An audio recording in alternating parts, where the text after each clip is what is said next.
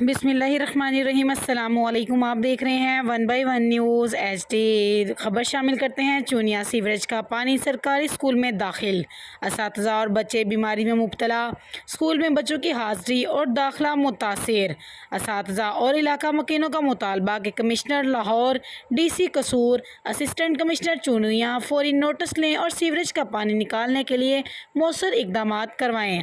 तफसीलात के मुताबिक गवर्नमेंट प्राइमरी स्कूल मोहल्ला इकबाल टाउन चूनिया में इलाके के सीवरेज के पानी ने असातिज़ा, बच्चों और बच्चियों की ज़िंदगी अजीरन कर दी। स्कूल को दोनों तरफ से तो सीवरेज के गंदे गटरों के पानी ने घेर ही रखा था, अब दीवारों में सुराख होने की वजह से सीवरेज का पानी स्कूल में भी दाखिल हो चुका है। बच्चे और असातिज़ा ईंटें रखकर क्लासों में चले जाते हैं, मगर इस गंदे बदबूदार पानी से उठने वाली गंदी बू से बच्चों और असातिज़ा को सांस लेना भी दुश्वार है।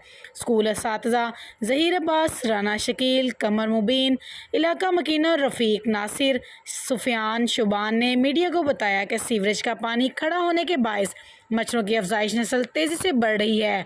बच्चे और असातिज़ा सांस की मुख्तलिफ बीमारियों में मुब्तला हो चुके हैं। वालिदैन स्कूल और बाहर खड़े गंदे पानी और बीमारियों को देखकर बच्चों को दूसरे स्कूल में मुंतकिल कर रहे हैं।